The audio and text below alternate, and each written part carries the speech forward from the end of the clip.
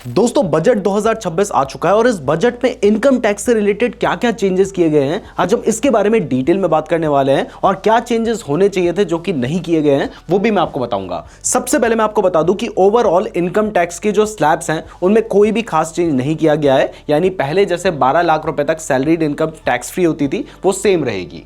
लेकिन यहां पर बता दिया गया है कि जो इनकम टैक्स एक्ट 1961 है अब 1 अप्रैल 2026 से जो नया इनकम टैक्स एक्ट पिछले साल 2025 में आया था वो लागू होगा। इसके अलावा रूल्स एंड फॉर्म्स को सिंप्लीफाई किया जाएगा ताकि आम नागरिक भी आराम से टैक्स को फाइल कर सके। अब हर कैटेगरी में क्या क्या टैक्स से रिलेटेड चेंजेस किए गए हैं ये बात करते हैं। सबसे पहले मोटर एक्सीडेंट क्लेम्स ट्रिब्यूनल पे जो इंटरेस्ट दिया जाता है वो भी अब टैक्स फ्री होगा और इस पे कोई भी टीडीएस नहीं कटेगा। इसके अलावा अगर मान लीजिए पहले आप कोई फॉरेन का टूर पैकेज खरीदते थे तो वहां पर आपको 5 से लेके 20% तक का टीसीएस काटा जाता था, लेकिन अब सिर्फ 2% टीसीएस काटा जाएगा। तो पहले से आपको वो जो टैक्स था वो पे नहीं करना पड़ेगा। इसके अलावा एजुकेशन या मेडिकल ट्रीटमेंट से रिलेटेड आप कोई फॉरेन पेमेंट करते हैं तो वहां पर एलआरएस सिस्टम इंडिया में है, मतलब अगर आप कोई एनआरआई नहीं है तो आप एक साल में मैक्सिमम 2.5 करोड़ रुपए से ज्यादा की पेमेंट किसी फॉरेन कंट्री में नहीं कर सकते हैं। और यह सब सरकार को पता कैसे चलता है, इसके लिए टीसीएस काटा जाता है जो कि पहले 5% था और उसको घटाकर अब 2% कर दिया गया है।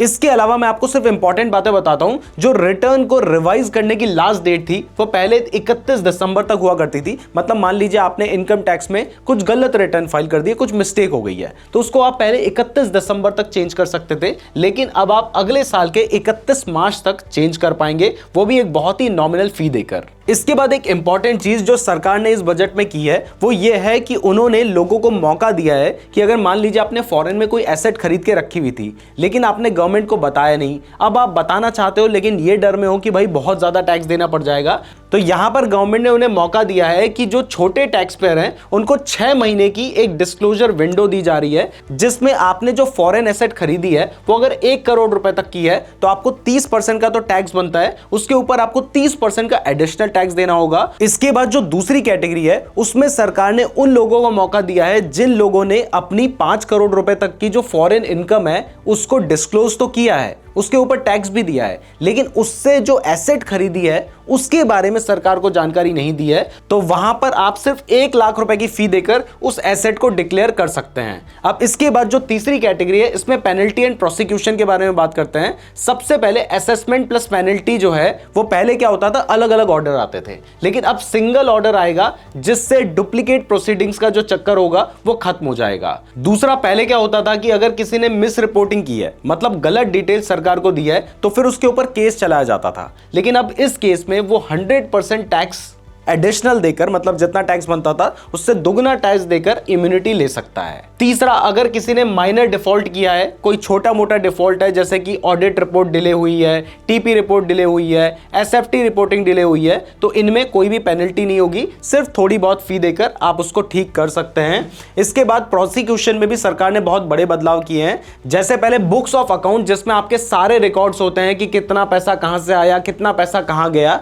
वो ना देने का जो ऑफेंस था वो पहले क्रिमिनलाइज था, मतलब उसमें पनिशमेंट तक होती थी, लेकिन अब उसको डीक्रिमिनलाइज कर दिया गया है, मतलब उसमें कोई क्रिमिनल केस नहीं चलेगा और बाकी जो ऑफेंसेस होंगे उनमें भी जो मैक्सिमम पनिशमेंट है उसको 2 साल का कर दिया गया है और जो माइनर ऑफेंसेस होंगे उसमें सिर्फ फाइन लगाया जाएगा। अब इसके बाद एक और इंपॉर्टेंट चीज है वो है क्रिप्टो। देखिए, अगर आप क्रिप्टो में कोई इन्वेस्टमेंट करते हैं तो उसके ऊपर 30% का टैक्स लगता है, ये बिल्कुल सेम रखा गया है, लेकिन अगर आप क्रिप्टो के फ्यूचर्स में ट्रेड करते हैं, बाय सेल करते हैं, तो वहां पर ये 30% वाला टैक्स एप्लीकेबल नहीं होता है, तो उसके लिए आप डेल्टा एक्सचेंज के थ्रू ट्रेड कर सकते हैं। लिंक मैंने आपको डिस्क्रिप्शन पे दे रखा है, और अगर आप हमारे लिंक के थ्रू डेल्टा एक्सचेंज में अपना अकाउंट ओपन करते हैं तो आपको हमारी तरफ से अधीरा एआई का 2000 रुपए का सब्सक्रिप्शन बिल्कुल फ्री में मिलता है, तो उसके लिए नीचे गूगल फॉर्म का लिंक दे रखा है, उसको जरूर फिल कर लीजिएगा। यानी अगर आप डायरेक्ट क्रिप्टो में ट्रेड या इन्वेस्ट कर रहे हैं तो वहां पर 30% का टैक्स लगता है। अब इसकी वजह से बहुत सारे लोग क्या करते हैं, वो रिपोर्ट ही नहीं करते, उन्हें लगता है कि क्या पता चलेगा। तो इस केस में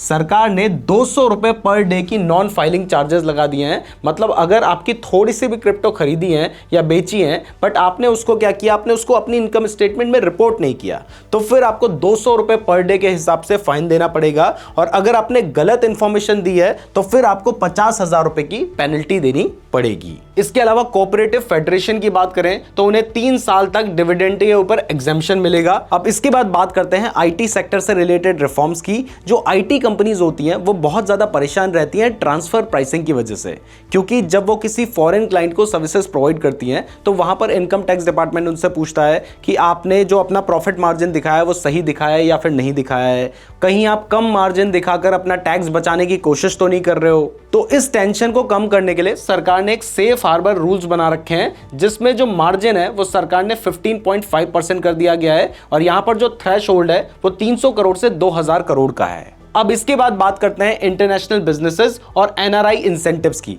अगर मान लीजिए कोई फॉरेन कंपनी है जो कि इंडिया में अपना डेटा सेंटर मैनेज करती है और पूरी दुनिया को वो सर्विसेज प्रोवाइड करती है, तो इस केस में उसे 2047 तक कोई भी टैक्स नहीं देना होगा। ये बेनिफिट इसलिए दिया गया है ताकि जो फॉरेन टेक कंपनीज हैं वो इंडिया में अपने डेटा सेंटर ओपन कर लें। इसके अलावा अगर मान लीजिए कोई फॉरेन कंपनी इंडिया में कैपिटल गुड्स, मशीनरी, इक्विपमेंट्स या टूल्स किसी ऐसी कंपनी को देती है जो इंडिया में टॉल मैन्युफैक्चर करता है, तो उसको भी 5 साल तक टैक्स एग्जेम्पशन मिलेगा। बट ये जो टॉल मैन्युफैक्चरिंग है वो किसी बॉन्डेड जोन में होनी चाहिए। इसके अलावा सरकार ने यह भी क्लियर कर दिया है कि जो एनआरआई सेक्शन 44B, 44BBA या 44BB के अंडर प्रिजम्पटिव टैक्सेशन देते हैं उनके ऊपर ये जो एमएटी है यानी मिनिमम अल्टरनेटिव टैक्स वो अप्लाई नहीं होता है। इसके बाद कॉर्पोरेट टैक्स की बात करें तो जो पहले मिनिमम अल्टरनेटिव टैक्स रेट 15% का था उसको घटाकर 14% कर दिया गया है।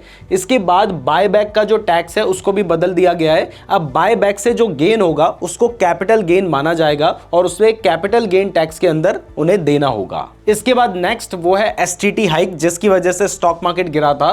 देखिए हुआ क्या है कि फ्यूचर्स में अगर आप ट्रेडिंग करते हैं तो वहां पर पहले 0.02% का एसटीटी लगता था, लेकिन अब इसको बढ़ाकर 0.05% कर दिया गया है। यानी अगर आप फ्यूचर्स में ट्रेड लेना चाहते हैं तो आपको ज्यादा टैक्स देना पड़ेगा। ऑप्शंस के प्रीमियम में भी पहले 0.1% का टैक्स लगता था, अब 0.15% का टैक्स लगेगा। और ऑप्शन को अगर आप एक्सरसाइज करते हैं तो यहां पर 0.125% का टैक्स लगता था, अब 0.15% का टैक्स लगेगा। यानी ये जो टैक्स होता है इसको एसटीटी बोलते हैं, सिक्योरिटीज ट्रांजैक्शन टैक्स। इसको बढ़ा दिया गया है जो कि स्टॉक मार्केट के लिए एक नेगेटिव न्यूज थी और इस वजह से मार्केट गिरा था, लेकिन बाद में रिकवर भी कर गया। अब एसटीटी बढ़ने की वजह से बहुत सारे ट्रेडर्स नाराज हैं, क्योंकि ये जो एसटीटी है ये एक ऐसा टैक्स है जो हर कोई भर रहा है। मतलब जो प्रॉफिट कमा रहा है वो भी भर रहा है, जो लॉस कर रहा है वो भी भर रहा है। तो ट्रेडर्स चाहते थे कि एसटीटी कम हो या घट जाए या कम से कम इसको छेड़ो मत, लेकिन इसको बढ़ा दिया गया है। And finally individual and HUF की बात करें तो यहां पर सरकार ने एक बहुत ही अच्छा काम किया है, वो है डिसेबिलिटी पेंशन, जो कि अगर आर्म्ड फोर्सेस का कोई व्यक्ति है एंड उसको किसी भी वजह से कोई डिसेबिलिटी है तो उसको जो भी पेंशन मिलेगी वो पूरी तरीके से टैक्स में एग्जेम्प्ट होगी, यानी उसको कोई भी टैक्स नहीं भरना होगा। इसके अलावा अगर मान लीजिए कोई लैंड एक्विजिशन किया जाता है किसी इंडिविजुअल या एचयूएफ से RFCTLAAR एक्ट के अंडर, तो ये भी पूरी तरीके से एग्जेम्प्ट होगा। इसके बाद फाइनली सरकार ने रिटर्न्स को अपडेट करने से रिलेटेड कुछ रिलैक्सेशन दिए हैं। सबसे पहले अगर मान लीजिए कोई रीअसेसमेंट के बाद उसे लगता है कि नहीं मेरा तो थोड़ा बहुत टैक्स देना रह गया था, तो वो अपने रिटर्न को अपडेट कर सकता है और वहां पर वो टैक्स पे कर सकता है। दूसरा, अगर मान लीजिए कोई लॉस रिड्यूस हो रहा है किसी का तो वो भी रिटर्न में अलाउड होगा और अपडेटेड रिटर्न इनकम के ऊपर पेनल्टी नहीं लगेगी, बस उसे टैक्स पे करना होगा। तो इनकम टैक्स से रिलेटेड सिर्फ यही चेंजेस किए गए हैं। क्रिप्टो से रिलेटेड टैक्स में जिसकी बहुत ज्यादा एक्सपेक्टेशन थी उसमें कोई भी खास चेंज नहीं आया है। गोल्ड से रिलेटेड कोई मेजर चेंजेस नहीं किए गए हैं। तो आपको ये बजट कैसा लगा है कमेंट करके बताइएगा। वीडियो पसंद आई है तो वीडियो को लाइक और चैनल को सब्सक्राइब जरूर कर दीजिएगा। डेल्टा एक्सचेंज का लिंक डिस्क्रिप्शन पे दे रखा है, जहां पर आप बिना 30% टैक्स के बारे में सोचे हुए क्रिप्टो के फ्यूचर्स में ट्रेड कर सकते हैं। और अगर आप हमारे लिंक के थ्रू अकाउंट ओपन करते हैं तो नीचे गूगल फॉर्म का भी लिंक डिस्क्रिप्शन पे दे रखा है, उसको भी जरूर फिल कर लीजिएगा। वीडियो पसंद आई है तो वीडियो को लाइक और चैनल को सब्सक्राइब जरूर कर दीजिएगा। क्रिप्टो ट्रेडिंग की वीडियो देखना चाहते हैं ये वाली वीडियो देख लेना। अधीर AI के बारे में जानना चाहते हैं तो ये वीडियो देख लीजिएगा। धन्यवाद।